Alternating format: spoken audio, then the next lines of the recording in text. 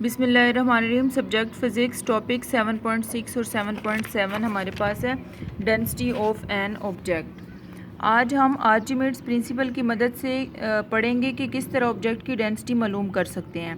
आर्चिमेड्स ने ये बात की थी, अगर हम किसी ऑब्जेक्ट को लिक्विड में डालते हैं तो लिक्विड इस बॉडी पर एक फ़ोर्स लगाता है जो उसको उस बॉडी को ऊपर की तरफ उठाता है, जिस फ़ोर्स को हमने नाम दे दिया अपथस्ट फ़ोर्स का, जिससे इसका वज़न कम महसूस होता है। अगर इस ऑब्जेक्ट का मैस देखें, जब तक इसको पानी में नहीं डाला था तो 5 kg था। ठीक है, ये ऑब्जेक्ट है, जब तक इसको पानी में नहीं डाला था इसका जो वेट है वो 5 kg था। जब इसको पानी में डाला है तो इसका वेट हम लोगों ने यहाँ पे देखा है तो 3 kg रह गया। क्यों 3 kg रह गया? क्योंकि पानी ने इस ऑब्जेक्ट के ऊपर नीचे की तरफ से एक फोर्स लगाई जिसको हमने अपथस्ट फोर्स का नाम दिया है। वो फोर्स लगाने की वजह से जितनी इस ऑब्जेक्ट ने जगह घेरी है उतना पानी डिस्प्लेस हो गया, और पानी कितना है? वो 2 kg पानी रह गया। मीन्स जब हम लोगों का वेट जो था वो वाटर से ऊपर था तो 5 kg था, जब इसको पानी में डाला तो हमारे पास कितना रह गया? 3 kg रह गया, और 2 kg क्या हो गया? वाटर डिस्प्लेस हो गया, बाहर निकल गया। इसी को आर्चिमेड्स प्रिंसिपल कहा गया। इस ऑब्जेक्ट की डेंसिटी मालूम करनी है, जबकि जो वाटर इसने डिस्प्लेस किया है वो वाटर की डेंसिटी तो हम ऑलरेडी जानते हैं, जो कि कितनी है? 1000 किलोग्राम पर मीटर क्यूब है। अब यहाँ पर अगर हम कह दें कि वो ऑब्जेक्ट की डेंसिटी कैपिटल डी है, जो ये है, ठीक है, और ये डेंसिटी हमारे पास अगर वाटर की डेंसिटी है तो कैपिटल डी m1/v। अब डेंसिटी का फार्मूला आपको पता है, मैस पर यूनिट वॉल्यूम। ये जो दूसरी वाली डेंसिटी है इसको मैंने रो से डिनोट किया, ये आपके पास है m/v। तो यहाँ पे d/v दोनों डेंसिटीज़ का रेशो निकाला है, तो v यहाँ से कैंसिल हो गया, यहाँ पे रह गया m1/m या m2 रह गया। अगर हम लोग m1 को भी g से मल्टीप्लाई करते हैं और m को भी g से मल्टीप्लाई करते हैं तो m1g आपके पास वेट हो जाएगा। F = W, W = mg आप लोगों ने पढ़ा हुआ है Newton second law of motion में। फिर mg है तो mg आपके पास ही आ जाएगा वेट। यहाँ पे अगर डेंसिटी ऑफ ऑब्जेक्ट निकालनी हो तो यहाँ का जो इसका रो है वो इक्वल से दूसरी साइड पे चला जाएगा और वो यहाँ पे रो मल्टीप्लाई हो जाएगा, जो कि है W1/W मल्टीप्लाइड बाय रो।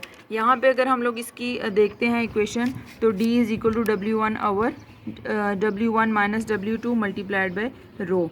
तो W1 क्या है? वेट ऑफ ऑब्जेक्ट है।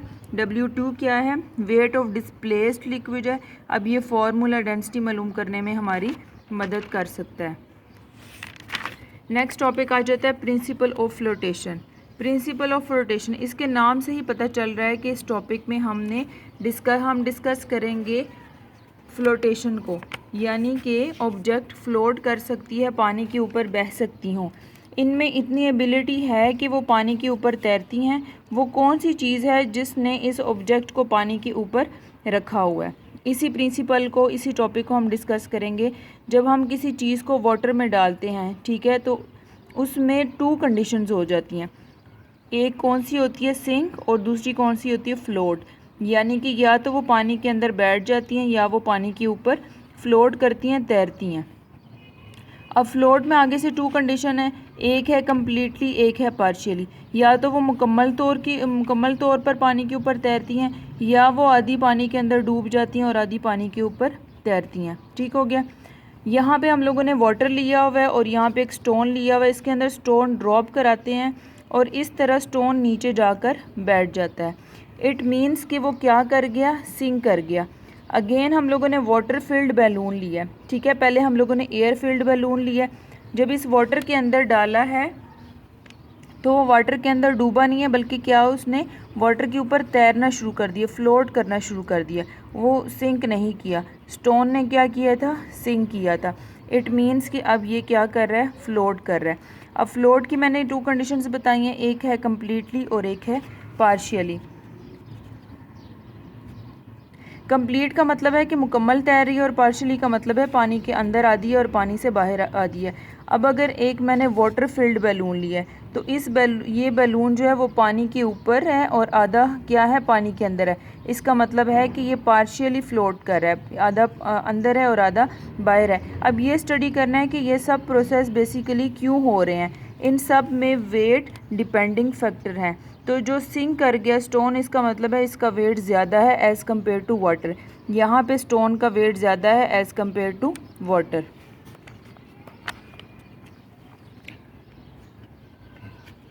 तो आर्चिमीड्स प्रिंसिपल के तहत हमें ये एक अपथर्स्ट फोर्स प्रोवाइड करता है। जो वाटर है वो अपथर्स्ट फोर्स प्रोवाइड करता है, तो इस फोर्स की वजह से कोई भी बॉडी फ्लोट या सिंक कर सकती है। अपथर्स्ट फोर्स जो लग रही है, अगर वो कम है और बॉडी का वेट ज़्यादा है, यहाँ पे जो पानी के ऊपर फोर्स ऊपर की तरफ लग रही है, अगर वो कम है और ऑब्जेक्ट का वेट ज़्यादा है तो फिर ये क्या करेगा, सिंक कर जाएगा। अगर यहाँ पे अपथर्स्ट फोर्स ज़्यादा है और ऑब्जेक्ट बहुत ही ज़्यादा लाइट है तो फिर ये क्या करेगा, फ्लोट करेगा। अगर यहाँ पे अपथर्स्ट फोर्स और ऑब्जेक्ट का जो वेट है वो सेम है तो फिर ये क्या करेगा, पार्शियली फ्लोट करेगा, यानी कि आधा फ्लोट कर रहा होगा और आधा सिंक कर रहा होगा। तो ये किस चीज़ पर डिपेंड कर रही है, ये डिपेंड कर रही है उसके ऊपर, ऑब्जेक्ट के मास के ऊपर, वेट के ऊपर। The floating object displaces a liquid having weight equal to the weight of the object is called principle of flotation. यानी जो अपथर्स्ट फोर्स है वो अगर इक्वल हो जाती है वेट ऑफ ऑब्जेक्ट की तो हम इसको क्या कहेंगे, principle of flotation. An object sink if its weight is greater than upthrust force. Object sink करेगा अगर वेट ग्रेटर हो ऑब्जेक्ट का देन वाटर के या देन अपथर्स्ट फोर्स के। अब ये डिपेंड करता है कि हमने वाटर कितना लिया हुआ है। अगर 1 लीटर वाटर लिया है तो ऑब्वियसली यहाँ पर जो स्टोन है वो क्या करेगा, सिंक कर जाएगा। अगर वो कोई लाइट सी चीज़ है तो वो क्या करेगी, फ्लोट कर लेगी। ये दोनों टॉपिक आपने अच्छे से लर्न करने हैं।